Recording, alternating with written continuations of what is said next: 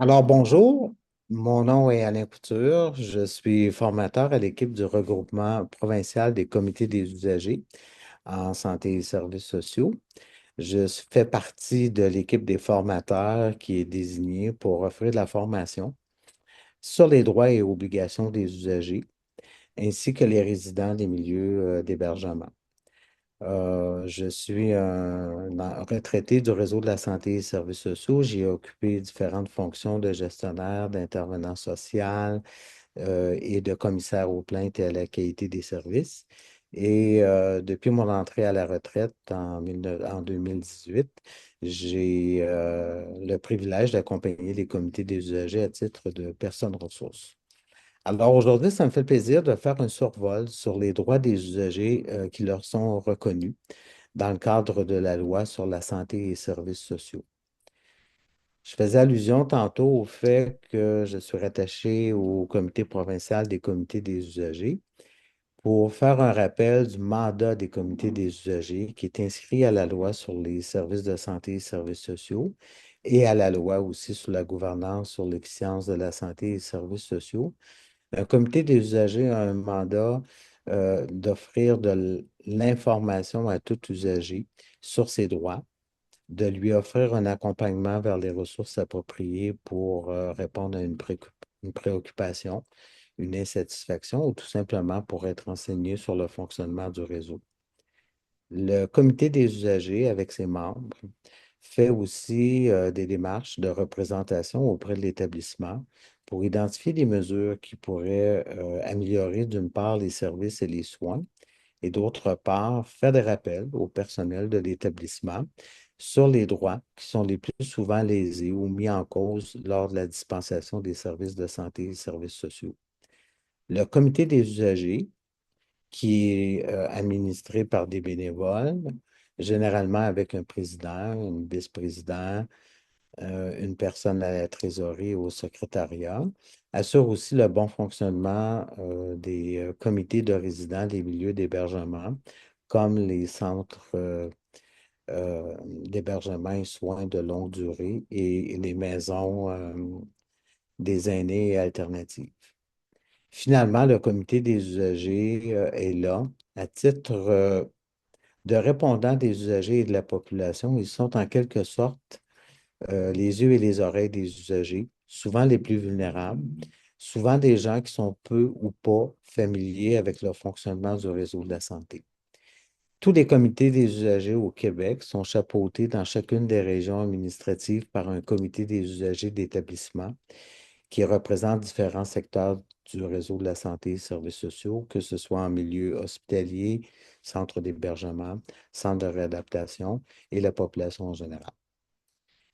Vous pouvez vous référer au site Internet de chaque établissement, CIS et CIUS. Règle générale, on y trouve une section réservée au comité des usagers dans laquelle on peut prendre connaissance d'une part le rappel du mandat, les réalisations des comités et aussi leur rapport annuel d'activité qui trace un bilan des différentes initiatives qui ont été prises dans chacun des secteurs, que ce soit par région ou que ce soit par territoire de réseau de services locaux ou par MRC. Alors, c'est l'information qui est toujours bon d'avoir sous la main. Et vous avez aussi à ces mêmes sections des sites web des établissements, les coordonnées des comités, qui sont aussi, règle générale, accompagnés d'une personne ressource qui peut, en première ligne, vous répondre et prendre les différentes informations dont les usagers et les proches aidants peuvent avoir besoin. J'ouvre une parenthèse sur les proches aidants. Depuis les dernières années, le rôle des proches aidants est devenu de plus en plus important, significatif et très, très reconnu, mais pas toujours à sa juste valeur par le personnel des établissements.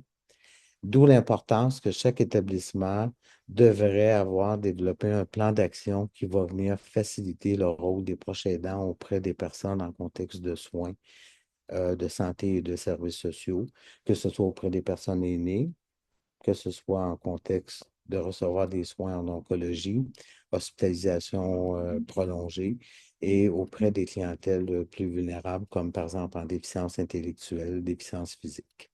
Alors, le rôle des proches aidants, on en parle beaucoup.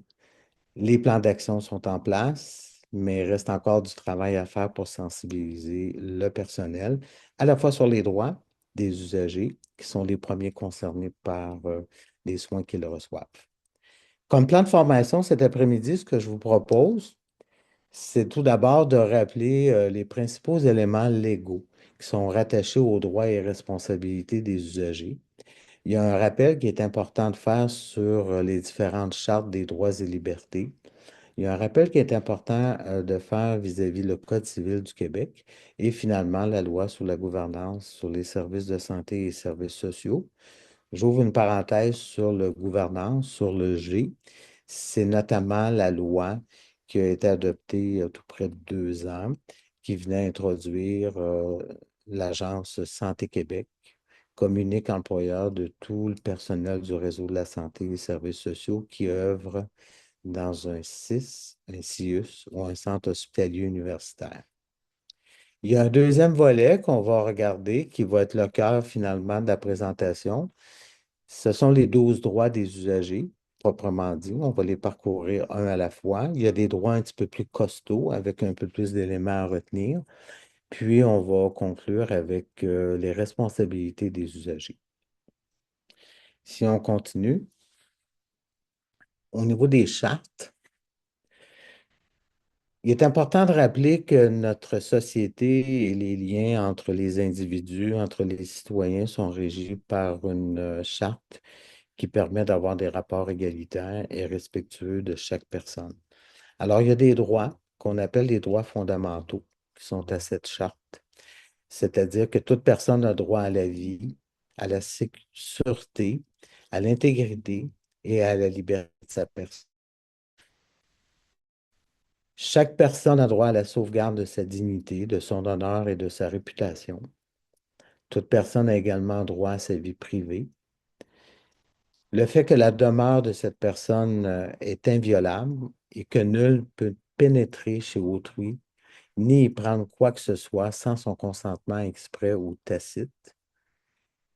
Et chacun a droit au secret professionnel auprès de qui on reçoit des soins ou auprès de qui on s'adresse pour un renseignement. Et finalement, toute personne âgée ou toute personne handicapée a droit d'être protégée contre toute forme d'exploitation. Alors, c'est les grands éléments des chartes sur lesquels se basent les gens qui travaillent en santé et services sociaux et aussi les juristes et les avocats. Alors, à partir du moment où on se questionne si une personne a été lésée dans ses droits, il faut toujours se rappeler que ces éléments-là qui sont prévus à la Charte des droits et libertés de la personne.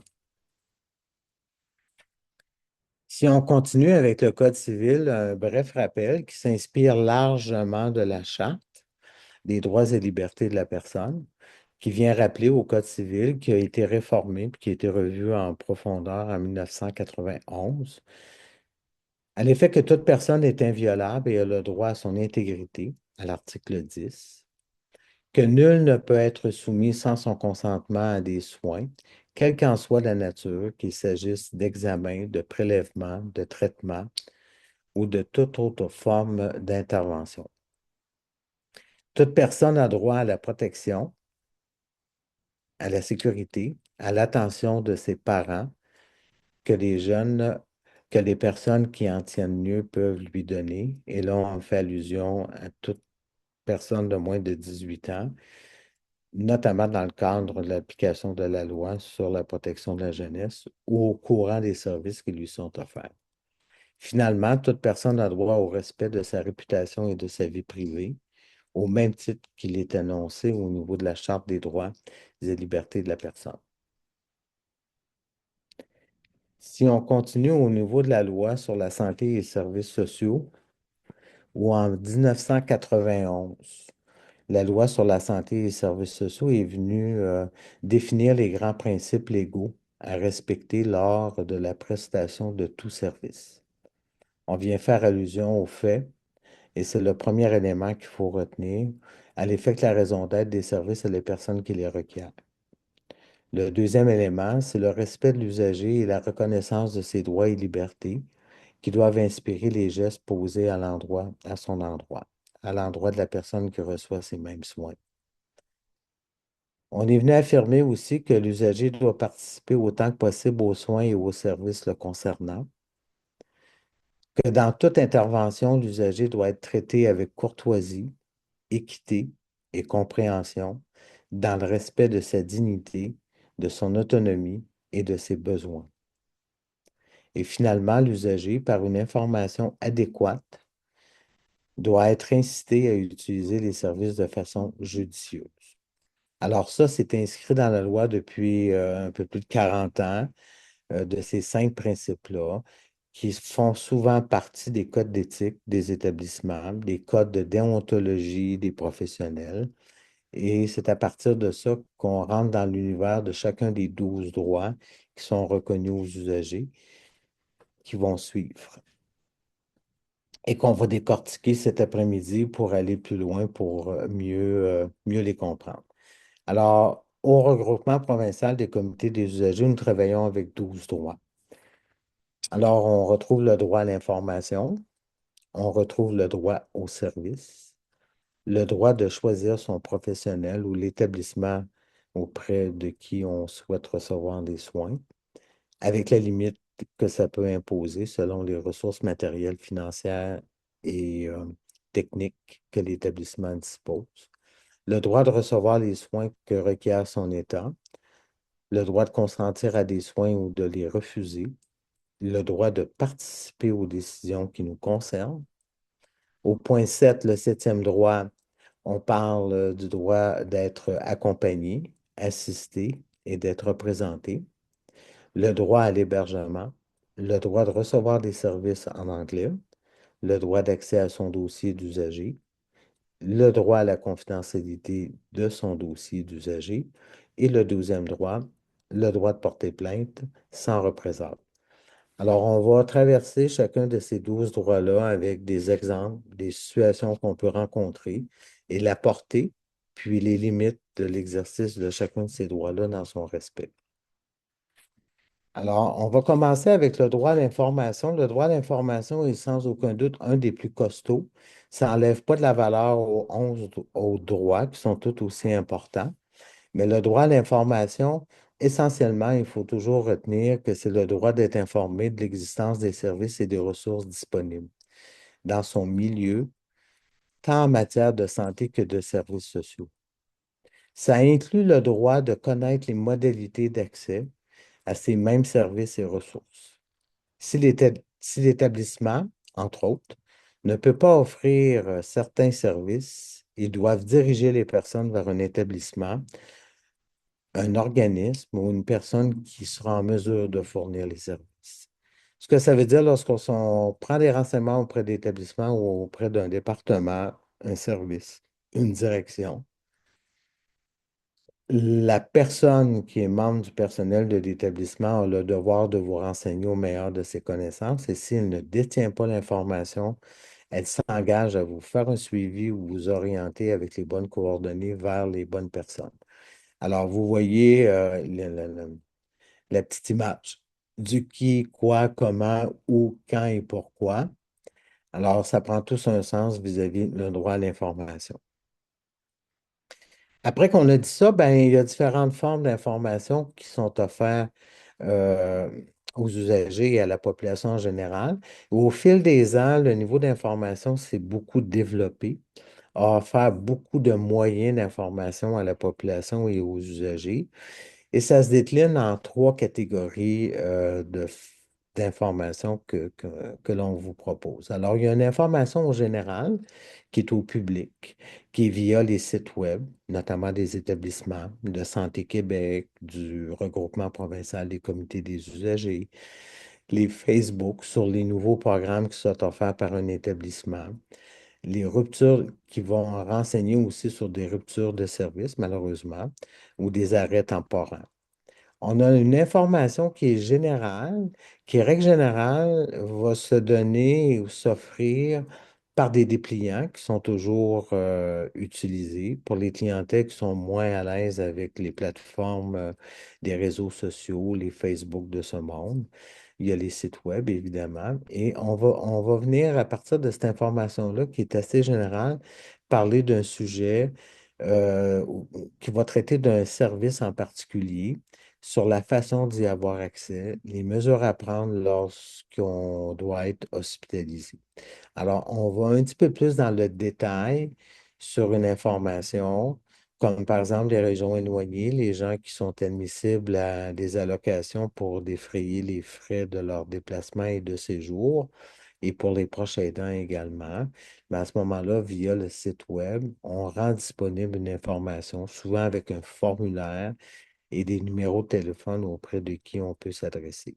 Comparativement à l'information générale en public où on ne donnera pas nécessairement de référence où s'adresser, on va tout simplement informer de telle situation ou de tel service. Et finalement, dans le cas des proches aidants ou des personnes qui sont en continuité de soins avec une équipe en particulier, notamment en oncologie, là, à ce moment-là, on parle d'une information spécifique et personnalisée. Alors, il s'agit d'une information qui concerne la situation d'une personne et non pas d'un groupe d'individus et qui demeure toujours privée. Alors, à cet égard-là, il faut retenir que ça peut être le plan de soins ou le plan d'intervention. Le détail et les informations qu'on a fournies à la personne sur son diagnostic dans des termes clairs, compréhensibles, les résultats de certaines évaluations qui sont partagées avec l'usager et qu'on peut remettre selon les circonstances et l'entente qui est prise avec l'usager, la personne et son proche aidant par écrit. Alors, c'est les trois niveaux d'information. Il faut retenir l'information publique au général, monsieur, madame, tout le monde, l'information générale qui est donnée sur un service en particulier et des mesures à prendre pour avoir accès à des services, ou quoi faire lorsqu'on va être hospitalisé, hébergé, transporté, et l'information plus personnelle à une personne. Le droit à l'information, après qu'on a dit ça, il faut toujours retenir là, quand on est un usager du réseau, j'ai le droit d'être informé sur mon état de santé également et mon état de bien-être. Des diagnostics, des pronostics, des traitements possibles avec les risques et les conséquences avant de consentir à un soin. Alors, le premier volet, c'est d'être informé. Nous allons voir plus tard ce que ça peut comporter au niveau du consentement, puis ce que ça peut comporter aussi sur le partage d'informations avec l'équipe de soins ou un professionnel. Mais à partir du principe où j'ai le droit d'être informé sur mon état de santé, et ça se décline sur d'autres droits qui sont reconnus aux usagers. Si on continue avec le, le- le- le fameux droit à l'information, il y a entre autres une dimension qui est importante de retenir lorsqu'un usager est victime d'un incident ou d'un accident. L'usager a le droit d'être informé sur ce qui s'est produit, notamment chez les personnes âgées qui font une chute, une perte de conscience. On reconnaît à l'usager son droit d'être supporté, de connaître les raisons pour lesquelles il y a un événement qui a eu lieu et les mesures qui sont prises pour éviter que ça se répète. C'est la loi qui, pardon, qui oblige qu'il y ait divulgation lorsque se produit un accident qui est ou pourrait être à l'origine de conséquences sur la santé et le bien-être de l'usager. Alors, à ce moment-ci, on parle du droit à l'information, le droit d'être informé. Un peu plus tard, on va voir au niveau du droit à recevoir des services sécuritaires. Alors, dans ce cadre-là, il m'est arrivé un incident. Dans le cas d'une continuité de soins en milieu hospitalier, ça peut être un incident qui est relié à la médication, un incident qui est relié à un changement de plan de soins pour lequel l'intervenant n'a pas été tout à fait informé. Ça peut être au niveau de l'information qui n'a pas été juste et équitable sur la condition de santé de la personne. Alors, sur la base d'informations, s'il y a un incident qui s'est produit, et ça peut être aussi bête qu'une chute en rentrant dans un centre où là, l'intervenant qui en est témoin ou qui était présent doit compléter un formulaire et doit assurer le suivi à l'usager sur la base du fait qu'il a droit à l'information. Si on continue au niveau du droit à l'information, il y a toujours l'importance capitale d'informer clairement sur le diagnostic auprès de l'usager, à moins que le professionnel juge que la divulgation pourrait causer du tort. Alors, si l'incident s'est produit ou l'accident s'est produit, puis après ça, on a fait un suivi et on arrive à la divulgation d'informations qui pourraient être assez importante au niveau psychologique pour la personne. On peut faire le choix au niveau de l'équipe de soins d'attendre 1 heure, 2 heures, 3 jours, tout dépendamment de la situation, parce qu'on juge que ça peut causer du tort. Mais là, je mets une bémol là-dessus parce que c'est assez rare que ça se produit. Les codes d'éthique et professionnels des intervenants commandent la plus grande transparence. Ça peut se produire à l'occasion au niveau des domaines en psychiatrie, mais c'est dans un autre registre et c'est au domaine des plans de soins et de l'évaluation de l'état de la personne à recevoir une information qui pourrait être complexe. Le droit à l'information, il y a le principe qu'il faut tenir au courant des personnes de tout ce qui les concerne. Il y a eu une génération d'intervenants, il y a peut-être 30 ans, 40 ans, qui pouvaient dire à l'usager et ses proches, faites-vous-en pas, moi je sais comment ça marche, je m'occupe de tout ça, j'ai étudié là-dedans, je suis le spécialiste. Et graduellement, cette croyance-là s'est éteinte avec la venue des proches aidants, d'une part, puis d'autre part, avec la participation des usagers à titre d'usagers partenaires dans le développement de services qui commandent d'aller chercher le point de vue de l'usager parce que le spécialiste de sa situation, c'est l'usager lui-même qui a traversé un épisode de soins ou encore qui est plus sensibilisé à une problématique. Le droit à l'information, bien évidemment, hein, c'est le changement qui peut survenir au niveau de la médication, les horaires de soins, les menus, le changement d'intervenant, des transports interétablissements. Et là, on met aux fins de la formation aussi les déplacements d'un jeune, d'une famille d'accueil à une autre, d'un centre de réadaptation à un autre. Alors, c'est d'informer de tout changement qui survient dans le système qui gravite autour de l'usager. Dans les milieux d'hébergement, ben, le droit à l'information, c'est demander l'autorisation d'aller à la chambre de l'usager lorsqu'il est absent ou même quand il est là, en frappant pour aller faire des réparations du ménage. Et c'est la même chose en milieu hospitalier, de demander l'autorisation ou se présenter lorsqu'on on arrive dans la chambre d'hospitalisation d'un usager. Mais en milieu hospitalier, c'est plus particulier. Il y a des horaires, il y a des listes de tâches, il y a des listes de soins, il y a des médicaments administrés, il y a des transferts d'un département à l'autre qui peuvent se faire. Mais c'est toujours d'informer la personne sur ce que je fais là comme intervenant, quel est mon nom et quelle est ma fonction. Le droit à l'information au niveau des pratiques et des conduites attendues. Vous savez, lorsque un nouveau membre du personnel, peu importe sa profession, peu importe son travail dans l'établissement, il va être tenu, lorsqu'il transmet de l'information, d'y aller verbalement, si requis, en offrant une information qui est claire. Et souvent, on va rappeler au personnel d'éviter le jargon trop administratif, le jargon avec des abréviations et avec des termes techniques ou médicaux qui finalement l'usager ne comprendra pas, notamment chez les personnes vieillissantes ou encore chez des jeunes ou des personnes ayant une déficience intellectuelle ou encore des personnes qui sont affectées par une médication où leur présence d'esprit est moins active. De toujours s'assurer que la personne a bien compris. Tu sais, on est intervenant, on lance nos informations, mais on prend pour acquis que tout le monde comprend, puis finalement, la personne à qui elle s'adressait va nous indiquer qu'elle n'a compris que la moitié, puis elle n'est pas sûre du restant. Ça peut être aussi bête que vous êtes à l'hôpital, vous êtes en processus de réadaptation, le proche aidant n'est pas là, vous avez fait un AVC, vous devez être transféré dans un centre spécialisé en réadaptation, on vous explique ce qui va arriver. puis on ne s'assure pas que vous avez bien compris que demain matin à 9h30, vous allez être transféré dans un centre de réadaptation, puis vous devez avoir une liste des articles que vous devez apporter, puis qu'on va appeler la personne proche aidante. Adapter le style de communication à la clientèle. Évidemment, une personne qui vit avec une déficience intellectuelle, on s'y adressera pas de la même façon qu'une personne qui est adulte, qui a été opérée pour l'appendicite.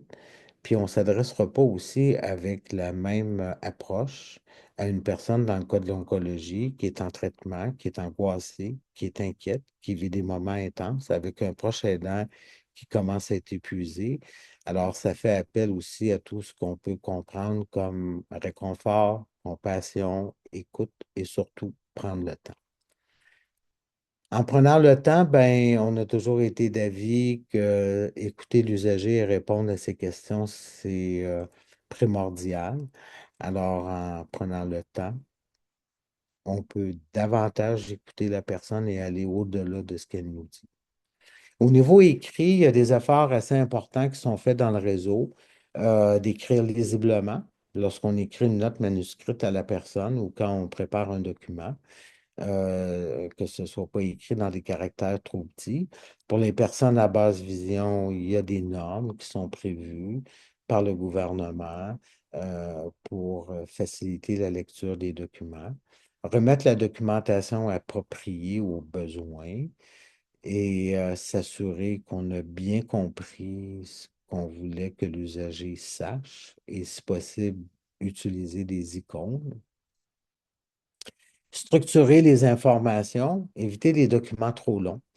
Quand on est malade, puis qu'on ne file pas, puis qu'on est accompagné d'un proche, se faire remettre un document de 60 pages, recto verso, écrit en petites lettres, c'est pas trop winner. C'est-à-dire qu'il y a des bonnes chances qu'après 4 pages, la personne cesse de lire. C'est y aller à l'essentiel et c'est savoir s'ajuster aux besoins des gens et peut-être remettre les documents au fur et à mesure. Expliquer verbalement si nécessaire. Je vous remets tel document, c'est le processus de soins, c'est la continuité des soins auxquels vous avez droit. Les rendez-vous se prennent à telle heure. On va vous appeler 24 heures à l'avance. On va vous faire un rappel si nécessaire. Vous apporter tel item si c'est pour une chirurgie et de s'assurer qu'on a bien été compris au-delà de la remise d'un document. Ça fait toute partie du droit à l'information.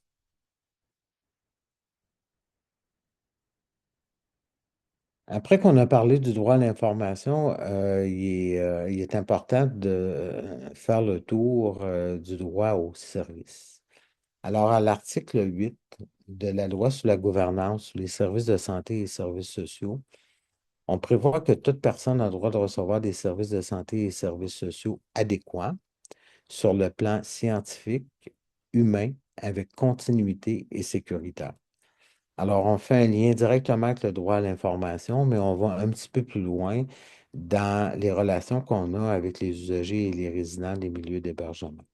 On a le premier volet de ce droit-là, qui est celui de recevoir des services sur le plan scientifique, pardon, qui vient dire finalement que lorsqu'on administre des soins, surtout en soins infirmiers, soins médicaux, en radiologie, c'est surtout dans les milieux hospitaliers où on a différents professionnels qui gravitent autour des usagers et des personnes, c'est-à-dire que ça intègre les connaissances scientifiques actuelles.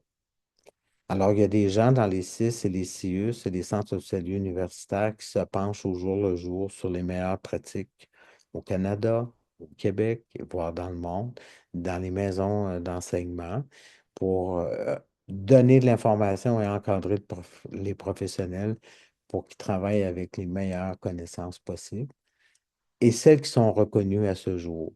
Alors, je dis souvent, moi, une infirmière, un radiologiste, un médecin ne peut pas dire n'importe quoi, n'importe quand, à n'importe qui, sur n'importe quel sujet, sans avoir les connaissances qui appuient ses affirmations ou ses diagnostics.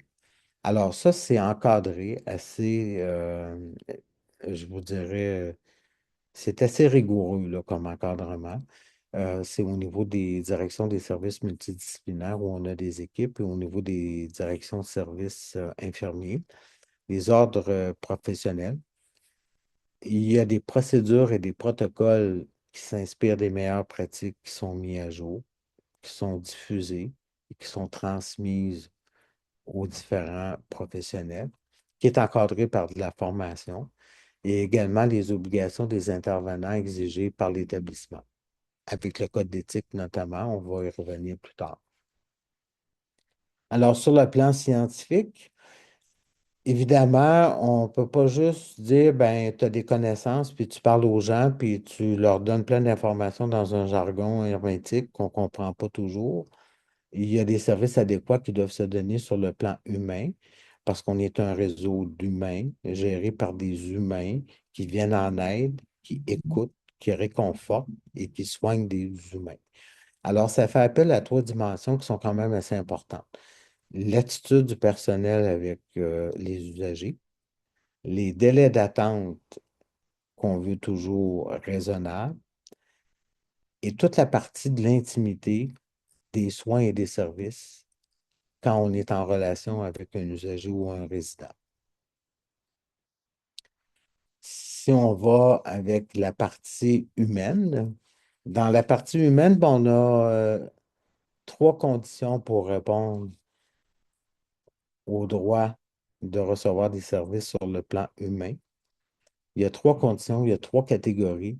La courtoisie, la capacité du personnel à agir avec courtoisie, la capacité du personnel à démontrer de la compréhension envers les usagers ou la personne avec qui elle est en relation et à faire preuve de compassion. Si on va plus loin au niveau de la courtoisie,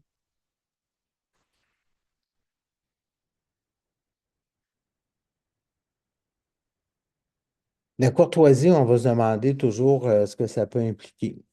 La courtoisie, on peut être gentil, on peut être souriant, mais jamais parler à personne. Alors, la courtoisie, ça peut dire à chaque fois, ça veut dire à chaque fois qu'on est en relation avec un usager, c'est lui dire bonjour. Un bonjour, ça coûte pas cher, puis ça prend pas de temps, puis ça fait du bien. Se nommer et se présenter, présenter sa carte d'identité à la personne. Nommer la personne par son nom.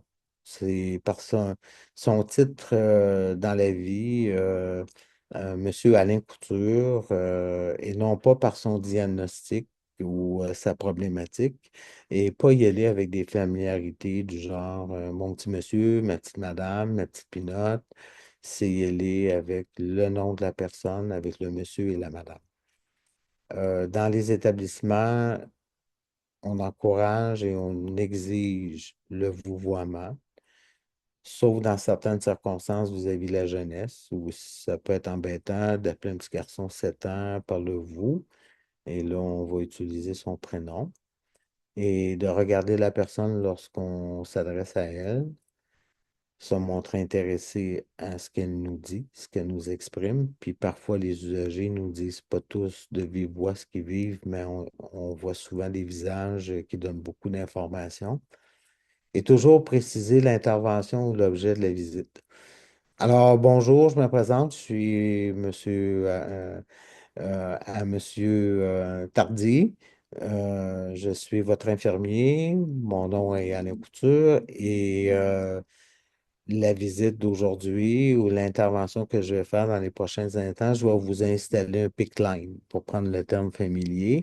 Ça devrait prendre 3 à 5 minutes. Généralement, ça va bien. Ou encore, si je viens vous visiter à la chambre, ben là, c'est le moment du repas. Là, je vais prendre vos signes vitaux, je vais prendre votre glycémie et je vais voir si tout va bien. Alors, ça, c'est la courtoisie. Au niveau de la compréhension et de la compassion, on vient parler de la capacité d'écoute sans discrimination, c'est-à-dire qu'on écoute toutes les personnes de la même façon par un regard attentif, en lui dégageant le fait qu'on comprend ce qu'elle nous dit. Être attentif à son non-verbal. La personne à qui on parle peut dégager de la tristesse alors qu'elle nous dit que tout va bien et que la vie est belle. Ne pas sous-estimer ou minimiser avec des phrases comme par exemple, il y a pire que vous. C'est la pire chose qu'on peut entendre quand on ne file pas. Il y a pire que vous, je n'ai pas besoin d'entendre ça. Et rassurer la personne qui a peur avant une intervention. Ça peut être avant une rencontre avec un spécialiste. Ça peut être avant une chirurgie. Alors, de prendre le temps de rassurer la personne. Valider la compréhension de l'usager. Ne pas croire qu'elle devrait tout savoir. Je vous l'ai déjà dit, puis là, il me semble que tout le monde est au courant de ça, mais là, je vais vous le répéter. C'est de valider si elle a bien compris avec une attitude et une approche de non-jugement. Éviter les commentaires blessants, dégradants, comme les personnes qui, pour une raison ou pour une autre, ont des épisodes d'incontinence. Ah ben non, pas encore vous, il va falloir que je change votre culotte d'incontinence. Ah ben encore une fois, il me semble que, bon, et des commentaires comme ça, vous avez renversé votre verre de lait, vous avez déplacé l'oreiller et tombé par terre. Évitez tous les commentaires qui pourraient être blessants ou dégradants. Parce que la personne avec qui on est en relation, souvent, elle n'a pas choisi d'être là. C'est sa condition de santé qui fait en sorte qu'elle a besoin de personnel de l'établissement. Respecter les limites et le rythme à la personne. Je vais souvent donner l'exemple de la personne qui dit: «Je suis capable de me lever par moi-même». L'intervenant ou le personnel soignant devrait connaître les limites de la personne par les indications au dossier et la laisser se lever par soi-même en lui disant que vous êtes là, que vous n'êtes pas loin, puis que vous allez pouvoir l'aider. Ça peut être la même chose euh, suite à une chirurgie où là, il y a des contraintes de faire le rappel, mais d'y aller progressivement. Ça peut être quelqu'un qui veut manger à son rythme, son repas dans son cabaret avec de l'aide, puis de l'aide d'une personne de son choix. Et finalement, s'abstenir d'avoir des conversations personnelles entre intervenants. S'abstenir de parler de notre fin de semaine au chalet ou de la fin de semaine où on a ramassé nos feuilles à l'automne, d'avoir des conversations qui n'ont rien à voir avec le travail, au niveau de la compassion et de la compréhension. Au niveau du délai raisonnable, toujours sur le plan humain, et là, c'est très large. Ça veut dire d'accorder un suivi dans un délai le plus rapidement possible en tenant compte des ressources humaines, matérielles et financières au sein de l'établissement. C'est sûr qu'on ne voudrait pas avoir de délai pour qui que ce soit, puis on voudrait être en mesure de répondre à tout le monde très, très rapidement. Sauf que la loi sur la gouvernance de santé et services sociaux vient dire que l'établissement peut accorder des soins ou des services dans un délai qu'il est en mesure de justifier par manque de ressources, comme on entend souvent au niveau des ressources humaines. On n'a pas le matériel requis. Je pense à un changement d'une hanche. On n'a pas les hanches de remplacement. Ils ne sont pas arrivés pour différentes raisons. Puis au niveau financier, ben, pourrait embaucher du monde, mais on n'a pas le budget en vertu des règlements du gouvernement du Québec d'éviter de faire des déficits ou à tout le moins de faire des déficits contrôlés. Mais sur le plan humain, c'est d'être capable d'accorder un service dans un délai raisonnable et surtout être capable de l'expliquer. Ça revient au niveau du droit à l'information. Alors, sur le plan humain, il y a la dimension aussi, en plus des délais raisonnables pour accorder un service. On revient à la fameuse intimité des personnes lorsqu'ils reçoivent des soins. Avec le rappel au Code civil que toute personne est inviolable et a droit à son intégrité. Alors, ce que ça veut dire dans les faits, c'est demander à la personne si elle accepte ou refuse un soin. Est-ce que c'est le bon moment, madame, pour faire votre toilette partielle ce matin ou pour vous placer les cheveux ou pour aller vers l'habillement? Fermer la porte du bureau, de la salle d'examen ou de la chambre lorsqu'on a un entretien privé avec la personne, c'est-à-dire que sa vie privée n'a pas à devenir publique dans une salle d'administration des soins. Là, je pense en oncologie, là, on voit les gens assis sur des chaises et ils reçoivent leurs soins. Mais parfois, il peut y avoir des entretiens un peu plus privés, au-delà de «il fait beau aujourd'hui», où là, il faut prendre la peine de trouver un endroit privé. Se retirer lorsque la personne doit se dévêtir.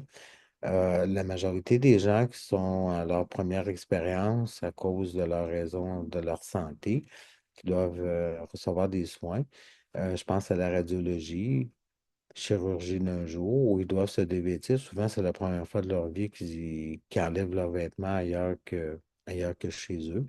Alors, c'est se retirer, puis leur laisser faire ce qu'ils ont à faire, puis leur offrir de l'aide s'il y a lieu. Les fameux rideaux, là, des fenêtres-lits qu'on a dans les chirurgies d'un jour ou aux soins intensifs, s'assurer de les fermer lorsqu'on a à se dévêtir ou encore un entretien un peu plus privé. On a vu, dans les milieux hospitaliers, malheureusement, des gens se promener sur les départements avec les fameuses jaquettes qui se portent par l'avant puis qui s'attachent dans le dos. Et malheureusement, ben, apercevoir des parties intimes des gens. Alors, c'est garder une vigilance là-dessus et faire en sorte que l'intimité des gens est préservée. Identifier des approches alternatives pour les soins intimes lors de résistance ou de refus de la personne, notamment au moment de l'hygiène, à certains examens ou lors de prélèvements. Alors, les équipes, normalement, sont encadrées, sont suivies et reçoivent de la formation pour trouver des bonnes pratiques qui vont faire en sorte qu'on va pouvoir rassurer les gens et les accompagner adéquatement lorsque vient le temps, notamment chez les gens âgés, pour les séances de bain. On imagine des dames parfois où sont pas habituées là, de se dévêtir et recevoir de l'aide d'une personne qu'ils ne connaissent pas. Alors ça, c'est la partie humaine sur le volet de l'intimité des gens. Faire en sorte qu'on ne se sent pas mal à l'aise ou pas respecté dans notre dignité. Sur le plan humain, toujours au niveau des pratiques attendues, au niveau de l'intimité chez le personnel, si on va plus loin, on peut s'apercevoir que c'est important là, de frapper puis s'annoncer avant d'entrer dans la chambre d'un usager, peu importe l'âge. Ça fait appel à la charte où nul ne peut entrer chez une personne qu'elle connaît sans son consentement. Ça s'applique aussi au niveau des règles du respect de l'intimité lorsqu'on rentre dans la chambre d'un usager ou d'un résident. Respecter les objets personnels de la personne et l'aménagement de l'espace. Il y a eu il y a eu des circonstances où du personnel se croyait bien gentil et avenant en allant faire du ménage et en déplaçant les objets personnels des gens, le brosse à cheveux, le miroir, certains vêtements, et sans le consentement de la personne et sans qu'elle soit présente ou qu'elle participe à faire ce petit ménage-là, ou changer du tout au tout, là, la direction du lit, la table de chevet, la berçante. Toujours avoir l'autorisation de la personne pour entrer dans sa chambre lorsqu'elle va être absente. Respecter les conversations privées, c'est-à-dire ne pas interrompre sans raison valable, que ce soit en soins ambulatoires, que ce soit en milieu d'hébergement. Le personnel n'a pas à s'ingérer dans une conversation entre une mère et sa fille, entre deux conjoints.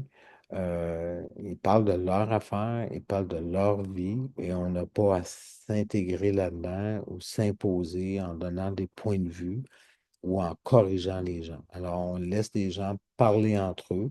C'est leur conversation et c'est de l'ordre privé.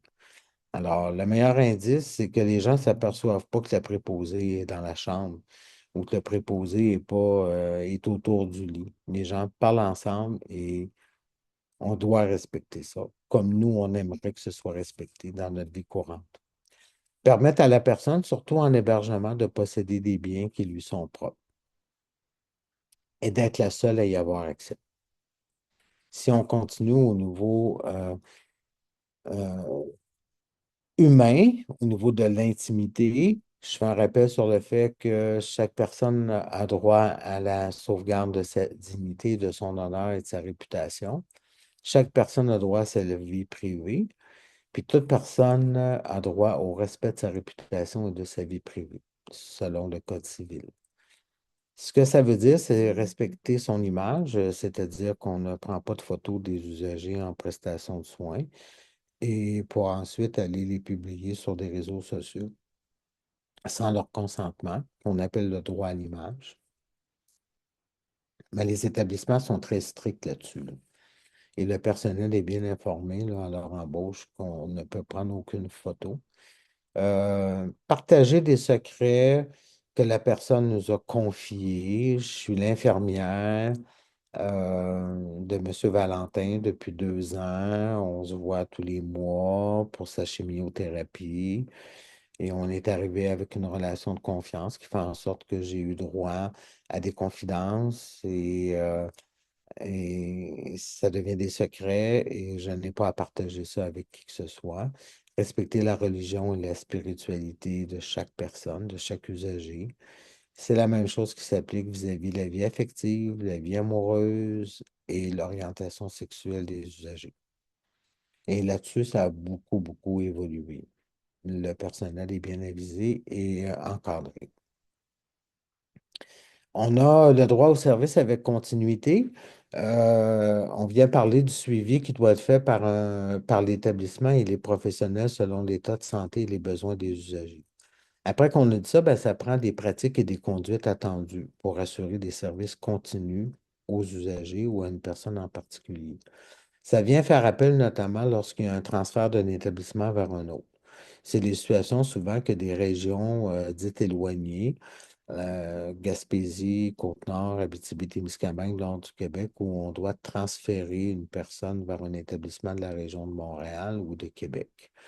Ça va être par une référence à une autre personne pour assurer la continuité, une autre source pour assurer la continuité parce qu'un département en particulier ne peut pas donner tous les services et surtout les services d'un même établissement, c'est-à-dire les soins infirmiers qui transmettent la bonne information pour assurer le meilleur service continu aux travailleurs sociaux s'il y a lieu, à la nutritionniste s'il y a une diète qui est prescrite, à la physiothérapie si la physiothérapie doit faire en sorte qu'elle doit intervenir, ou encore à un éducateur. Ça, c'est entre les services et généralement entre les professionnels. Je ne vous cacherai pas, il peut y arriver qu'il y a des ratés. Ah, je ne l'ai pas dit, je n'ai pas pensé y dire, ma note au dossier n'était pas complète. Il y a un devoir de se transmettre la meilleure information possible pour assurer la meilleure continuité possible. Et oui, entre les quarts de travail dans les milieux hospitaliers ou les milieux d'hébergement 24/7, entre les équipes de soins, il s'est produit des choses importantes pour un résident ou une personne hospitalisée durant la journée. Et au transfert des équipes de soins du 4 à minuit puis du minuit à 8 pour la nuit, on a échappé une information, on n'a pas donné la bonne information ou on a tout simplement oublié. Ça vient affecter la continuité des soins. Ça peut être par la médication, ça peut être par tourner une personne de côté durant son sommeil. Ça peut être un transfert qui doit être fait à 1 heure très tôt le matin pour préparer la personne pour le petit déjeuner. Et finalement, ben, la clé du succès pour la continuité des soins, c'est un plan d'intervention qui est bien établi, qui est revisé et qui est mis à jour régulièrement. Et évidemment, dans lequel s'inscrit le plan de soins des services infirmiers, physiothérapie, médicaux. C'est les intentions professionnelles qu'on retrouve dans le plan d'intervention qui est mis en commun avec chacun des dispensateurs de services, lequel est présent au dossier, bien évidemment. Au niveau des services personnalisés, les services personnalisés, ben, c'est échanger avec la personne, avec l'usager ou son proche pour connaître qui il est, qui elle est. Alors, le proche aidant est souvent très, très, très important dans ce rôle-là, à savoir de connaître les goûts de la personne, de connaître ses besoins, ses attentes, ses désirs, son environnement familial, son environnement social, sa personnalité. Prendre en considération son point de vue et celui du proche. Et l'écoute à apporter au proche aidant devient de plus en plus importante. On s'est aperçu qu'on manquait beaucoup de belles occasions de collaboration pour mieux connaître les besoins de la personne si elle n'est pas en mesure de s'exprimer par elle-même ou de compléter l'information pour permettre de bien orienter et guider les équipes de soins. Et ça, là-dessus, on a encore du travail à faire. Il y a eu une amélioration notable qui a été apportée, mais il faut continuer avec le personnel à travailler avec les proches, qui sont aussi reconnus comme des accompagnateurs. Adapter les services et les interventions en respectant les choix et les préférences de la personne. Ça va surtout s'adresser pour les personnes qui vivent en milieu d'hébergement. Ils ont des habitudes. Les gens arrivent avec une vie. Les gens arrivent avec leur expérience. Les gens arrivent avec leurs valeurs. Alors, il est inutile de vouloir se priver de bien connaître les individus, d'où vient l'importance d'avoir une idée de leur histoire de vie. En service ambulatoire, ça va se faire, mais sous un autre angle, par des visites aux semaines, aux mois. Je pense en oncologie où les gens apprennent à se connaître graduellement, mais il y a toujours avantage euh, à chercher à connaître la personne dans ce qu'elle veut nous confier, de où elle vient, ce qu'elle faisait dans la vie pour s'ajuster dans nos interventions. Je dis souvent, on ne parle pas de la même affaire, un mécanicien qui a passé sa vie les deux mains dans l'huile puis dans la graisse de moteur, qu'on va s'adresser à un cuisinier. Mais ça ne veut pas dire que le cuisinier ne s'intéressera pas à la mécanique. Alors, il y a des gens seuls aussi, il y a des gens avec des familles. Alors, d'en savoir un petit peu, c'est toujours utile. Dans des droits au service, il y a les services sécuritaires, comme je parlais tantôt. Alors, c'est les droits, c'est le droit d'être informé d'une part de ce qui s'est produit lors d'un incident ou d'un accident. Et, et là, sur les services sécuritaires, il y a Agrément Canada, qui est une instance canadienne qui fait des visites, des soins, des départements, qui rencontrent du personnel. Et sur cette dimension-là, ce qu'on appelle une pratique organisationnelle requise, par requis se le dit, c'est obligatoire.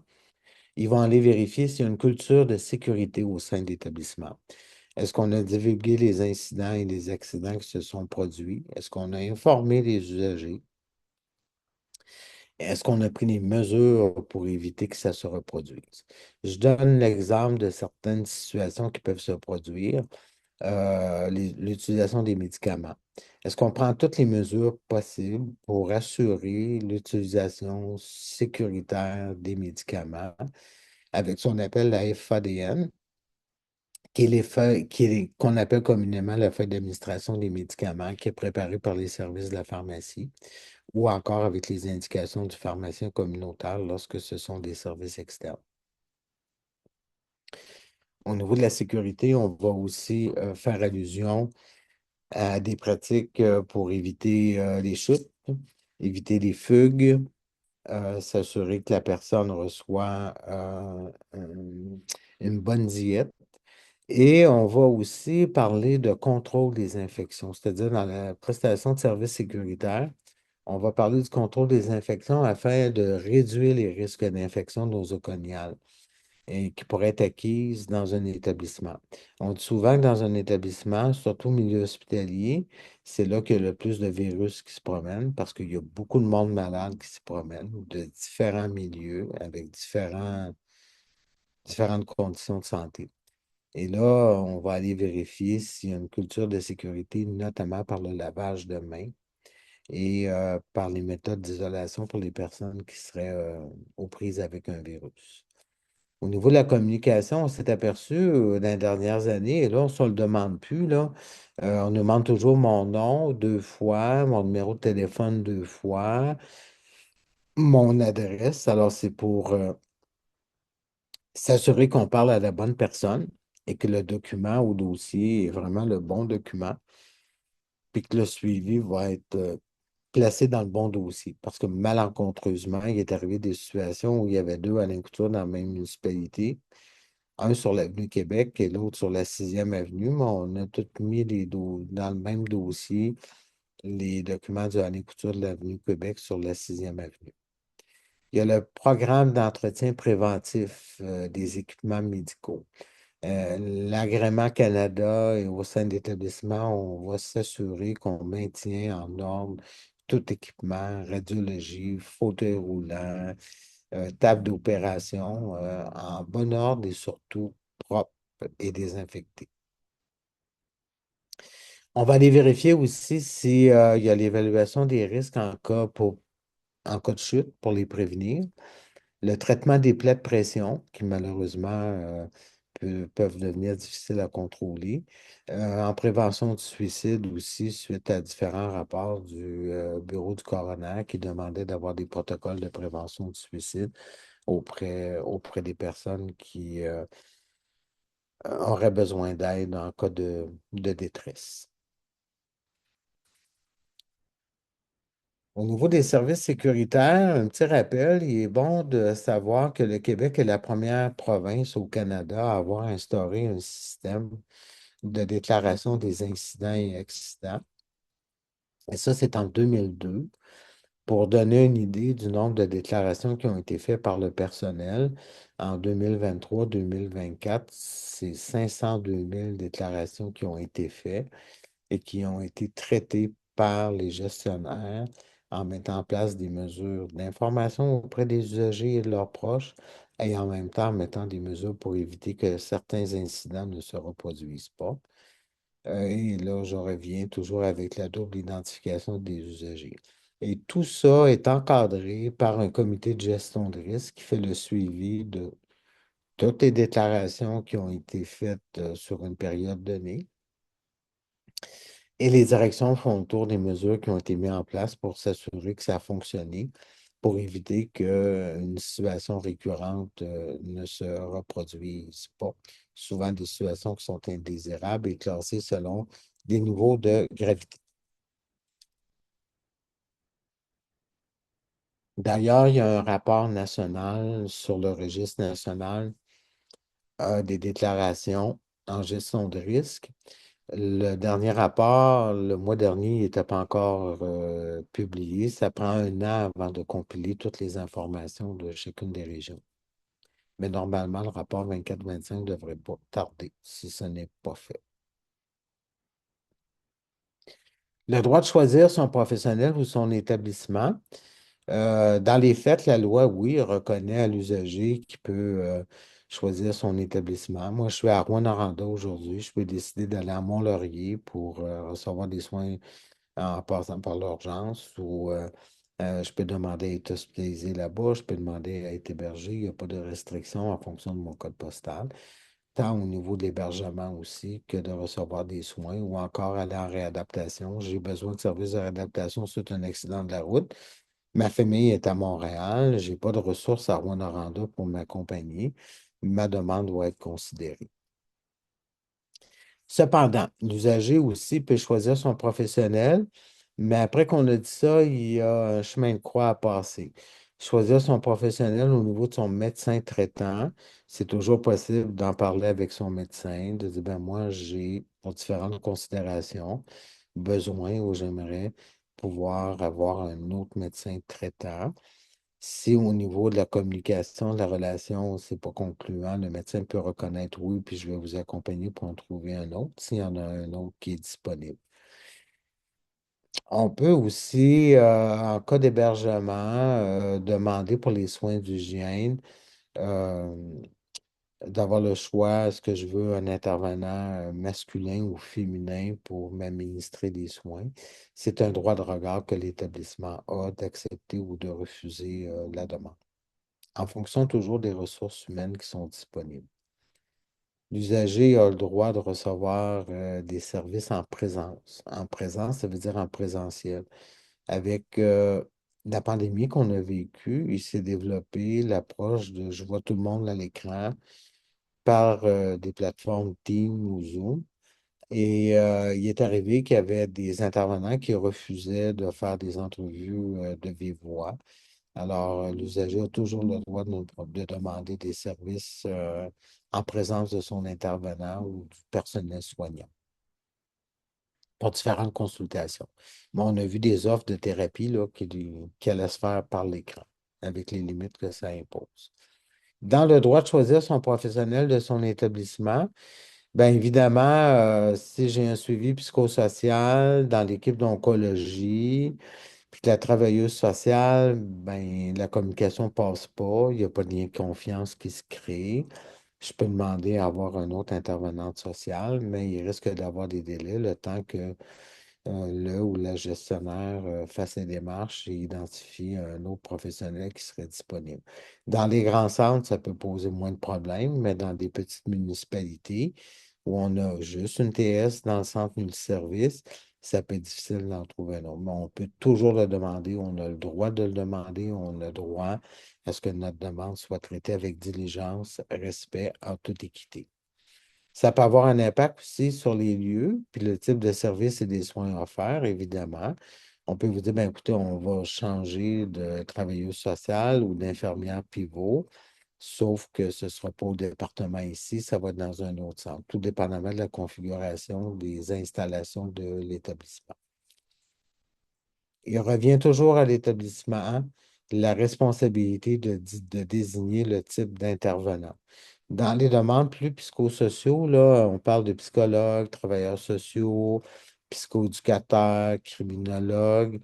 Euh, Peut arriver, on se dit, ben, je voudrais avoir un psychologue, je voudrais avoir un suivi psychologique, mais le psychologue ou les psychologues ne sont pas disponibles avant tant de mois. On peut proposer un psychoéducateur pour une certaine démarche thérapeutique pour laquelle il est habilité à faire.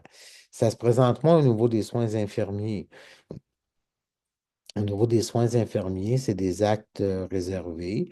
À ce moment-là, ça peut être plus difficile de demander à une infirmière de laisser faire d'autres actes professionnels à l'infirmière auxiliaire qui, elle-même, a son profil et ses responsabilités professionnelles qui sont encadrées par leur corporation ou leur code d'éthique. Les membres du personnel ont également le droit de refuser de donner des soins à telle personne. Ça peut être en cas de conflit d'intérêts.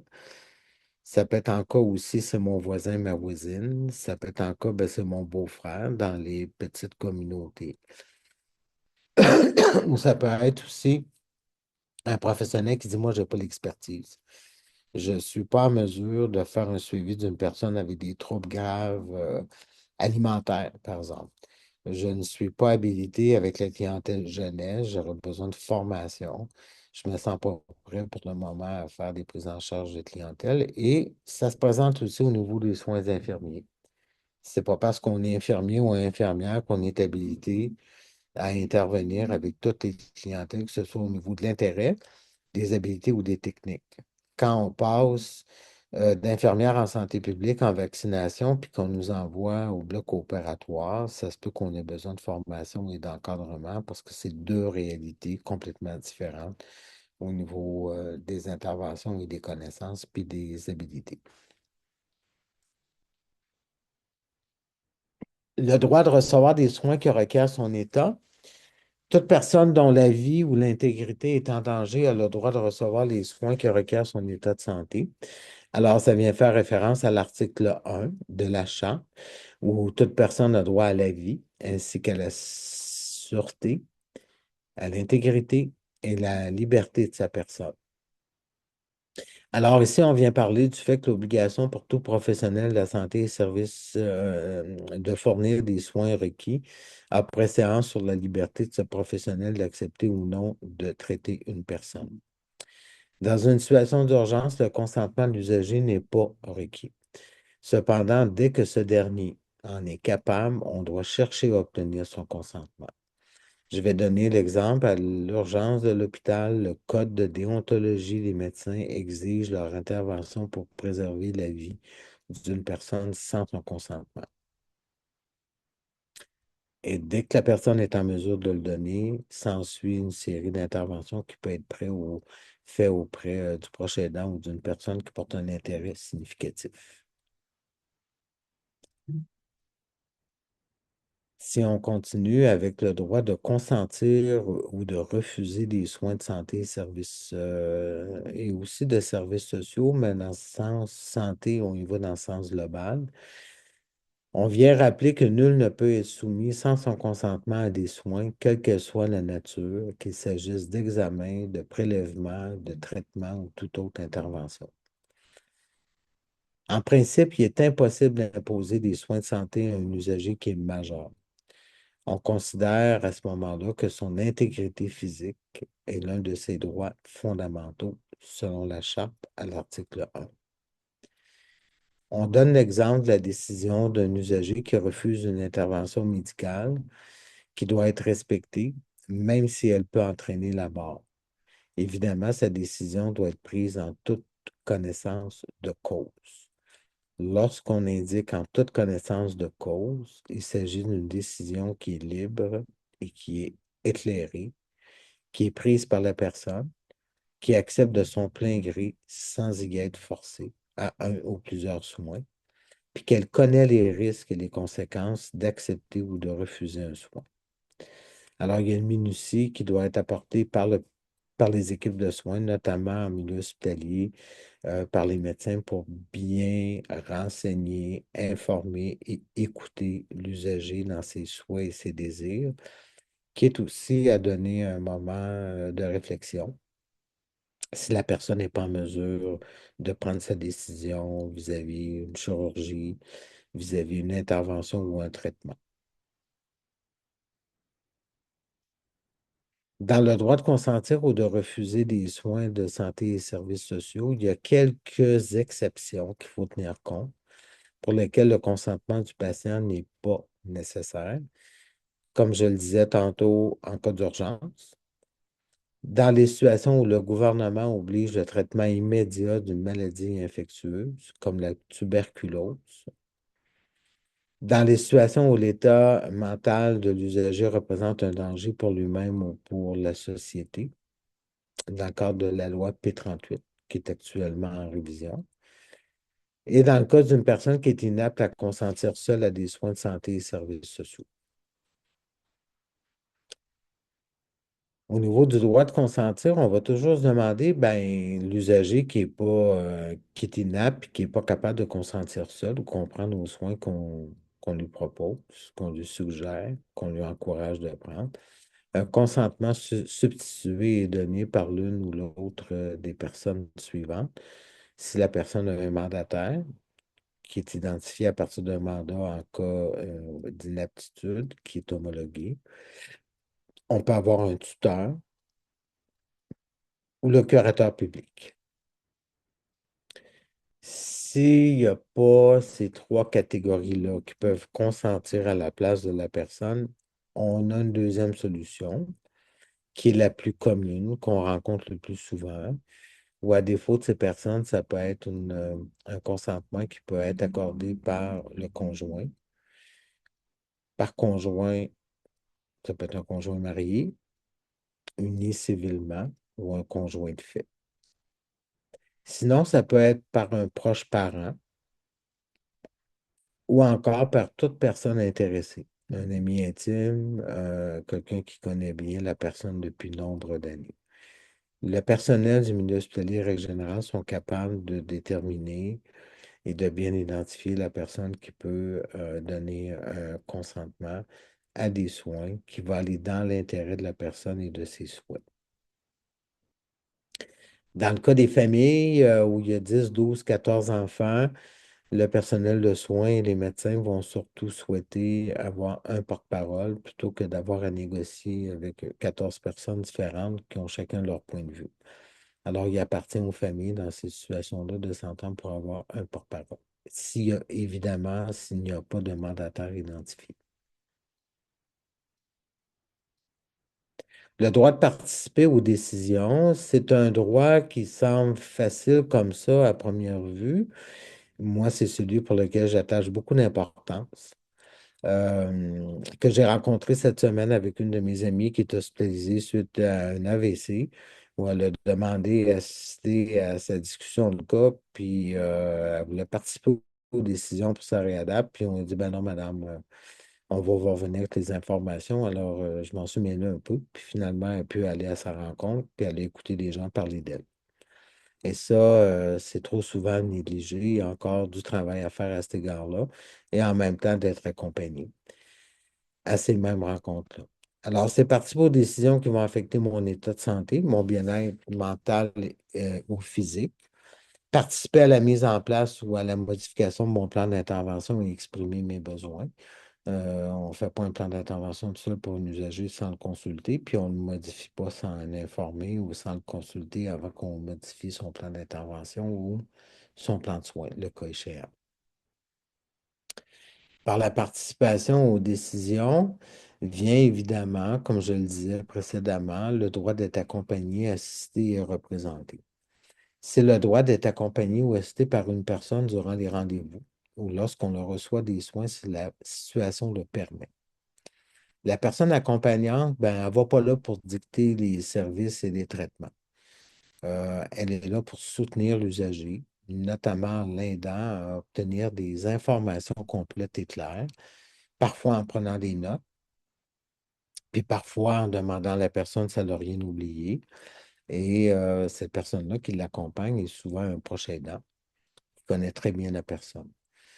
C'est aussi le droit d'être représenté par une personne de son choix lorsqu'on est inapte ou incapable, comme je le disais tantôt. Sur le droit à l'accompagnement, normalement, les équipes devraient être formées pour faire en sorte qu'on propose à l'usager, puis qu'on lui explique la portée puis les limites de l'accompagnement. Mais règle générale, ça ne devrait pas être refusé. Si jamais il y a un refus, l'équipe doit être en mesure de l'expliquer. S'il y a un désaccord à l'exercice de ce droit-là, c'est là qu'il devient important peut-être de contacter un comité des usagers puis demander un accompagnement pour clarifier ça. On peut s'adresser aussi, comme je le disais tantôt, sans que je sois allé très, très loin là-dedans, au chef de service. Le proche aidant peut parler au chef de service qui, lui, doit s'assurer que son service fonctionne bien. Ou on peut demander l'opinion au bureau de la commissaire aux plaintes et à la qualité des services, sans que ce soit pour porter plainte. On peut lui demander s'il y a une politique, s'il y a une procédure qui fait qu'on interdit, c'est écrit où, le droit d'être accompagné lors d'une rencontre avec un intervenant. C'est sûr qu'en psychiatrie, comme je le disais tantôt, ça peut arriver que le psychiatre exige d'avoir le patient seul pour poser un diagnostic ou il y a besoin qu'il n'y ait pas d'interférence au niveau de son intervention au niveau mental. Mais c'est de moins en moins fréquent. Alors, le droit d'être accompagné, on ne devrait jamais le négliger en cas de refus d'être accompagné par une équipe de soins ou un intervenant. Il y a toujours des ressources qui peuvent en être informées de ce refus-là et de comprendre pourquoi et d'aller intervenir auprès de l'intervenant ou de l'équipe qui a refusé cet accompagnement-là. Si on continue au niveau du droit à l'hébergement, c'est le droit de demeurer dans un établissement à l'hôpital, même si l'usager a reçu son congé professionnel. Un congé professionnel, c'est on n'a plus besoin d'un docteur, puis on n'a plus besoin de soins actifs. Mais en attendant d'installer des services à domicile ou de trouver une ressource d'hébergement qui va être sécuritaire, puis qui va assurer la même qualité de soins et d'encadrement, ben, l'usager doit attendre. Alors, l'établissement, en réponse aux besoins de l'usager, a une responsabilité de trouver une ressource d'hébergement sécuritaire, puis d'offrir des services de soutien à domicile qui vont répondre aux besoins de la personne. Dans le cas où les services sont identifiés, sont mis en place, ou que la ressource d'hébergement est identifiée, l'usager doit accepter le transfert, entre parenthèses, sa sortie de l'hôpital et accepter l'offre de service qu'on lui fait. Parce que le milieu hospitalier n'est pas un milieu d'hébergement. Il devient de l'hébergement en cas de nécessité lorsque les services à l'extérieur de l'hôpital ne sont pas installés ou identifiés. Si on continue au niveau des services de langue anglaise, l'usager a droit de recevoir des services dans sa langue, si c'est la langue anglaise, pour qu'on communique avec lui adéquatement. Et là-dessus, On oriente les gens lorsque les comités des usagers reçoivent des demandes d'information ou d'accompagnement. On les oriente vers le comité d'accès aux services de langue anglaise, qui, eux, ont prévu une série de modalités qui vont permettre de désigner auprès de l'usager un intervenant ou un professionnel qui va pouvoir s'adresser à la personne en anglais. Alors ça, c'est assez bien balisé, mais on ne devrait pas refuser des soins à une personne sous prétexte qu'elle parle anglais, mais on devrait prendre les mesures pour s'assurer qu'elle comprenne bien son diagnostic et les soins qu'on va lui proposer ou les services qu'on va lui offrir. Si on continue au 10e droit, qui est le droit d'accès à son dossier, la première question qu'on se demande souvent ou qu'on se fait demander au comité des usagers, est-ce que je peux avoir copie de mon dossier? La réponse est oui. La réponse est oui, sous certaines conditions. Le professionnel juge que la divulgation pourrait causer du tort. Alors, il y a des sections du dossier, ou le dossier au moment de la demande, qui ne pourrait pas être rendu disponible. Mais c'est surtout en psychiatrie qu'on va retrouver ces exceptions-là. Il y a le fait aussi que la charte indique que chacun a droit au respect du secret professionnel. Alors, le dossier est strictement gardé secret, confidentiel et avec une sécurité qui est de plus en plus accrue avec les multiples systèmes d'information où on compile des informations sur les usagers. Mais qui peut avoir accès à ce dossier-là? Alors, c'est assez restrictif et c'est géré par des archivistes. Seulement que les professionnels qui ont accès au dossier pour les besoins de service, ceux qui sont en lien et qui sont en relation avec l'usager, c'est-à-dire une infirmière qui est au 4e étage d'un hôpital, qui n'a rien à voir avec un usager, ne devrait pas avoir accès au dossier d'un usager qui est au 2e étage dans un autre département pour une autre raison d'hospitalisation. L'usager de 14 ans et plus a droit d'avoir accès à son dossier. Les héritiers d'une personne décédée, mais elle doit présenter les pièces, ils doivent présenter les pièces qui justifient qu'ils sont les ayants droit et qui peuvent demander accès au dossier de la personne après son décès. Il y a d'autres personnes aussi qui peuvent avoir accès au dossier, le bureau de la commissaire aux plaintes dans le cas d'examen d'une plainte, le coroner ou un tribunal, sous réserve de certaines circonstances à des fins d'enquête. Le droit d'accès à son dossier, ben, comment on peut obtenir son dossier? Il y avait l'ancienne méthode qui était j'appelle l'archive, je donne mon nom, ma date de naissance, on me prépare mes photocopies, puis je passe les chercher. Depuis ce temps-là, ça a bien changé. Ou encore en se présentant aux archives, en parlant à une commis, puis j'aimerais avoir mon dossier. Maintenant, c'est un petit peu plus restrictif. Et c'est l'archiviste médical qui est désigné pour donner accès au dossier. Il faut le consentement écrit de l'usager ou de son répondant. La loi prévoit 20 jours pour donner accès au dossier. L'accès au dossier est gratuit, c'est-à-dire qu'auparavant, il pouvait arriver que des établissements demandent des frais selon le nombre de copies. Maintenant, c'est gratuit. Et l'usager ou son représentant peut demander une assistance professionnelle pour comprendre le contenu du dossier. Parce que j'ai beau avoir mon dossier, si je ne comprends pas mes résultats de prélèvement, mes tests sanguins, l'imagerie, je vois plein d'affaires dans des termes très techniques, ça se peut que je ne comprenne pas tout et que j'ai besoin d'aide. Comment avoir accès au dossier sans avoir à se rendre à l'hôpital ou au CLSC? Règle générale, les sites Internet des établissements ou la procédure sur leur site Web, et il y a un formulaire sécurisé qui peut être complété avec une procédure en bonne et due forme avec une réponse de l'établissement. En règle générale, ça va assez bien. En tout cas, pour notre région, là, ça va assez bien. Bien que c'est un service qui est très, très, très sollicité et il y a beaucoup de travail qui s'accumule avec le délai de 20 jours et le fait que c'est gratuit. Il y a des impacts. Le droit de la confidentialité de son dossier, alors j'y ai fait allusion tantôt dans l'accès. Personne ne peut avoir accès à mon dossier sans mon consentement ou celui d'une personne autorisée.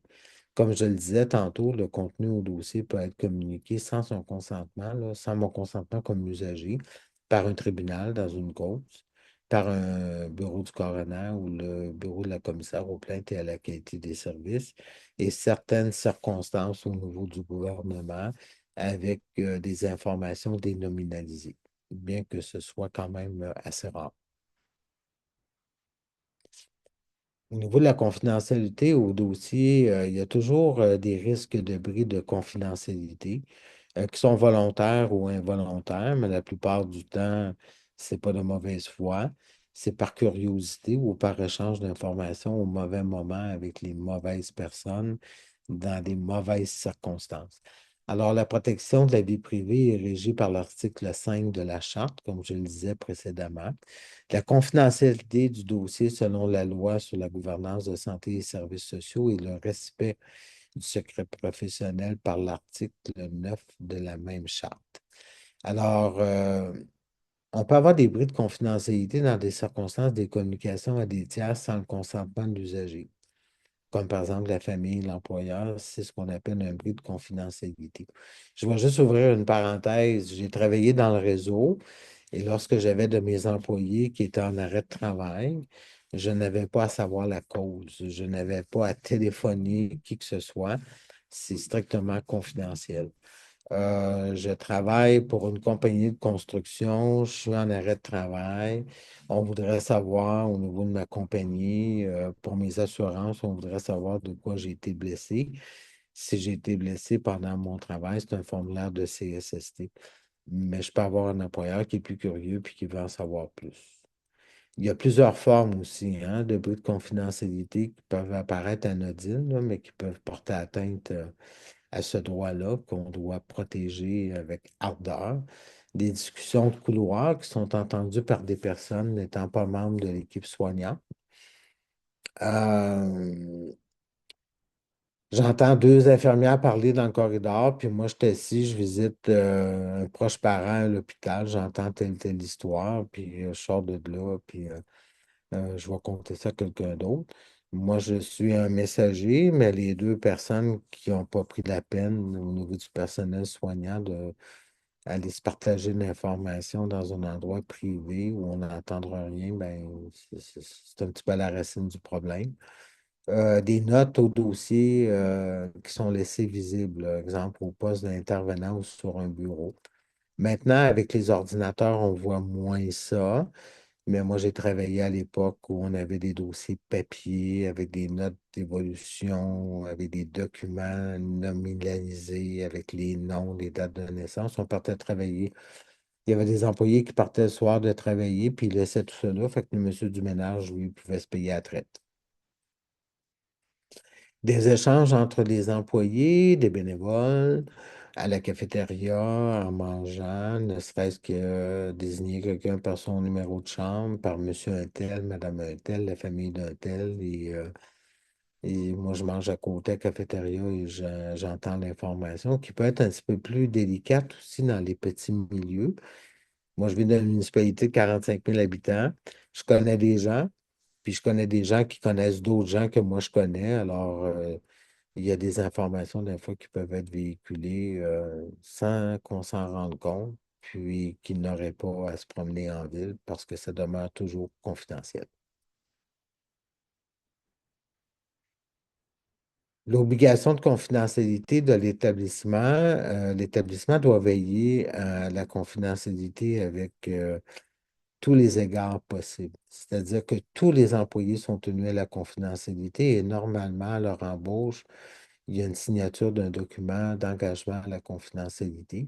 Et ça implique les cadres, les gestionnaires, le personnel administratif, les préposés aux bénéficiaires, ça peut être les préposés à l'entretien ménager, les étudiants en stage, les étudiants pour le travail d'été, les stagiaires et les bénévoles. Et par-dessus ça, les professionnels qui sont gérés par des codes de profession sont tenus à l'obligation de la confidentialité des professions. On va entendre des gens, des fois, de dire, ma femme travaille à l'hôpital, j'entends jamais parler de l'hôpital, elle me dit jamais rien, elle revient, je ne suis pas au courant de rien.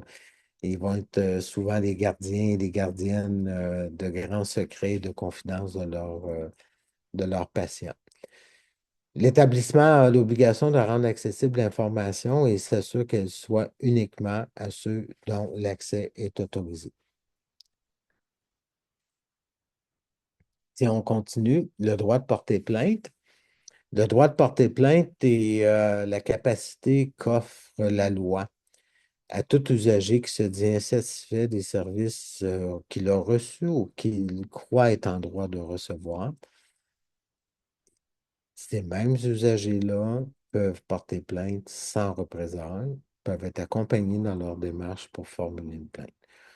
La plainte, ben, on peut la présenter verbalement ou par écrit. Par écrit, ça peut être avec l'aide du ou de la commissaire elle-même, avec l'aide du Centre d'assistance et d'accompagnement aux plaintes. C'est un organisme régional qui est présent dans toutes les régions du Québec, qui est facilement accessible par le site Web avec des numéros sans frais.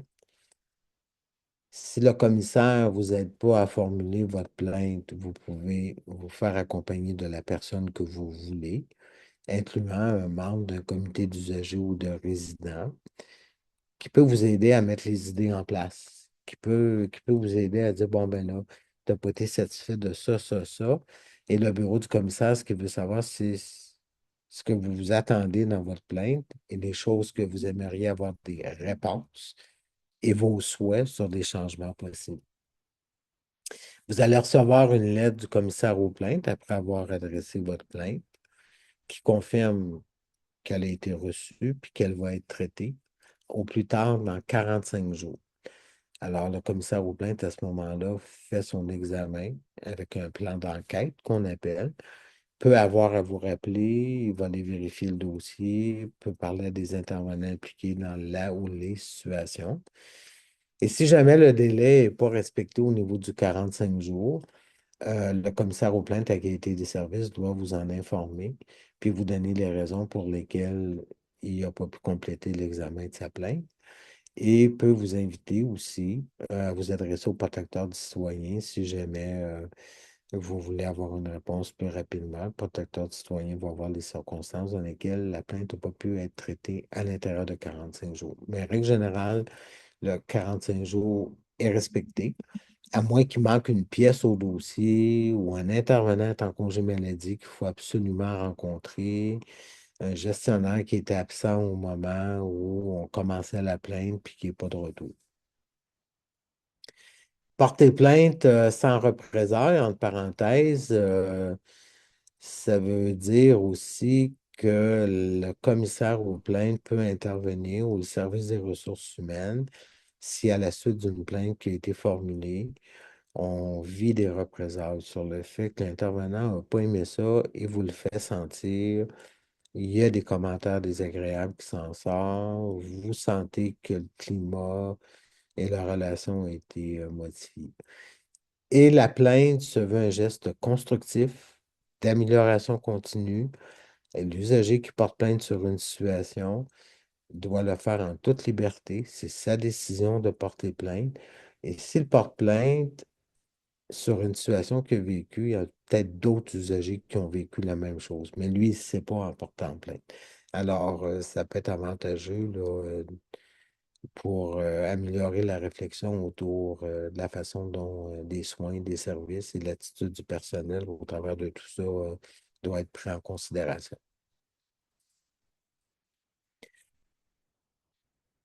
Mais avant de porter plainte, il y a des gens qui vont nous dire, peux-tu faire d'autres choses? Est-ce que je peux penser à corriger ça ou à qui d'autre je pourrais m'adresser?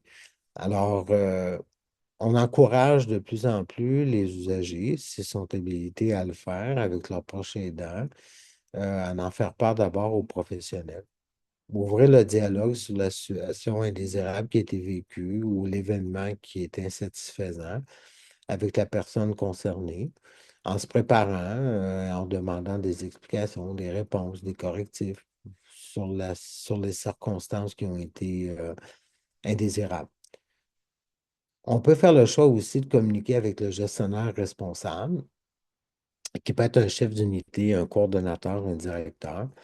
Moi, j'ai été gestionnaire dans le réseau et la majorité des collègues avec qui je travaillais, quand on se levait le matin puis qu'on allait travailler avec notre boîte à lunch, on allait travailler avec nos équipes pour que les choses aillent le mieux possible, corriger les choses et avoir des équipes performantes puis des usagers satisfaits.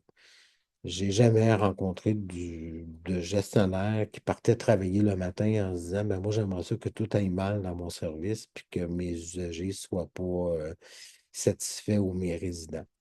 Alors, la majorité des gestionnaires, je l'avance avec pas mal de certitude, sont toujours curieux de savoir comment ça se passe dans leur département, sont toujours ouverts à écouter les usagers et leurs proches aidants, toujours ouverts aussi à avoir leur point de vue, puis parfois même des suggestions.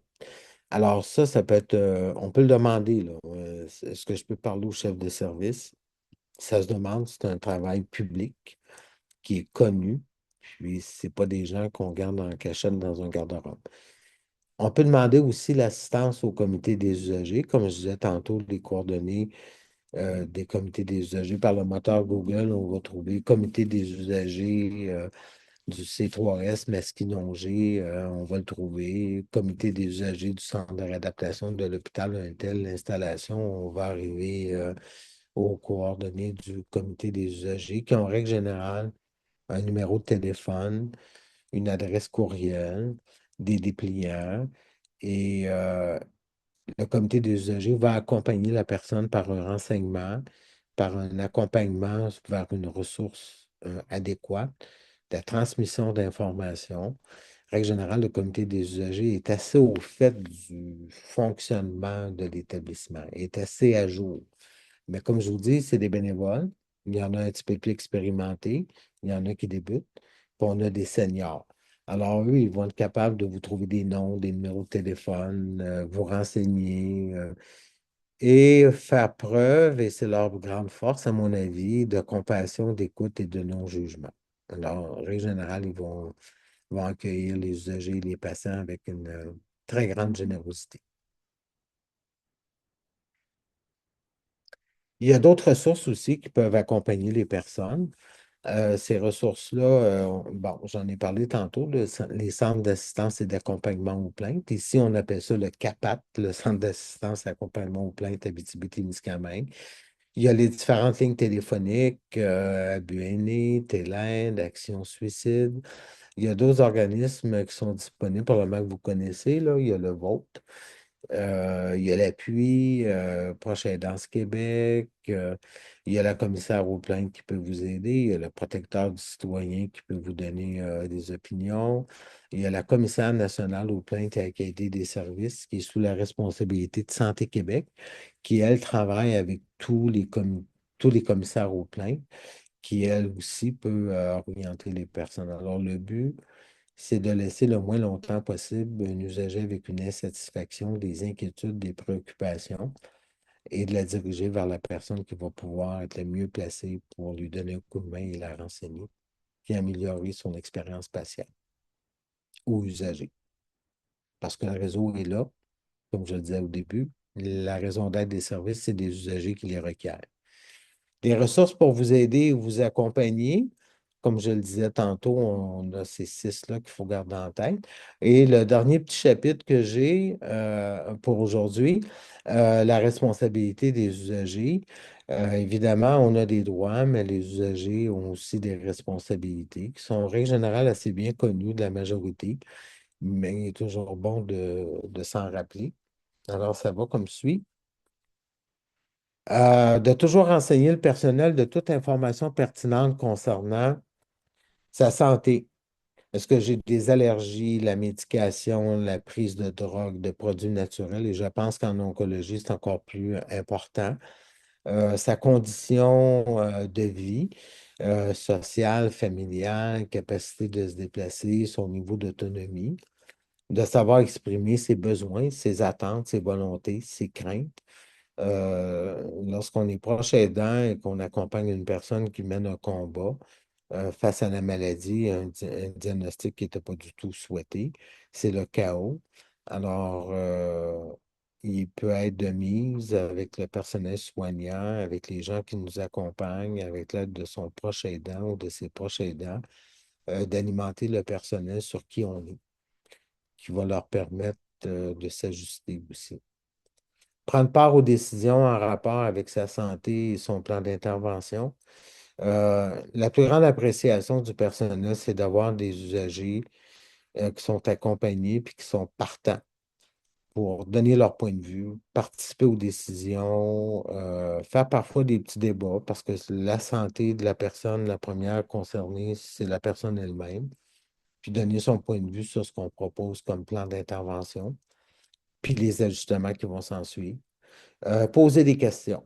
Moi, j'ai toujours dit, on a des patients et des usagers qui, malheureusement, parfois ne posent pas suffisamment de questions, ce qui fait qu'ils ne sont pas adéquatement informés ou pas assez informés ou qui sont gênés de reposer deux fois la question. Alors, gênez-vous pas, parce que les professionnels préfèrent avoir un usager qui a compris ce qu'on lui disait que d'avoir le sentiment que son patient ou l'usager n'a rien compris ou pas assez ou mal compris.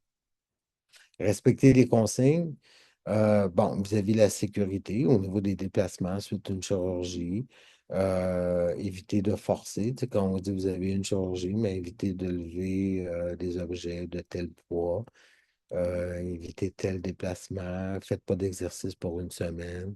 La médication, respecter la médication et quand la médication a des effets indésirables, ben, de signaler à l'intervenant, respecter le plan de traitement. Aller à ses rendez-vous, hein, moi, là, je le répète trop souvent, là, informer de son absence lorsqu'on ne peut pas se présenter à un rendez-vous médical ou en spécialité. Et dans le cas de l'oncologie, si on est à l'horaire de l'équipe, puis une fois sur deux, le mardi à 10 heures, on ne se présente pas, puis on n'a pas avisé. Peut-être que ça désorganise aussi l'horaire qui aurait pu être offert ou des plages qui pourraient être offertes à d'autres personnes. Alors, c'est mes 5 points au niveau des responsabilités des usagers. Je pourrais vous ajouter aussi le respect des lieux physiques, faut pas faire de bruit au matériel, laisser l'endroit propre après qu'on a utilisé une salle, mais les 5 fondamentales, là, c'est celles que vous voyez à l'écran. Renseigner le personnel, prendre part aux décisions, poser des questions, respecter les consignes, puis informer de son absence quand on ne peut pas être là. Ça ferait le tour pour aujourd'hui des droits, en version quand même assez accélérée. J'ai dépassé de peut-être quelques minutes le temps qui m'était accordé. Alors, je ne sais pas s'il y a des questions, comment on peut continuer et conclure.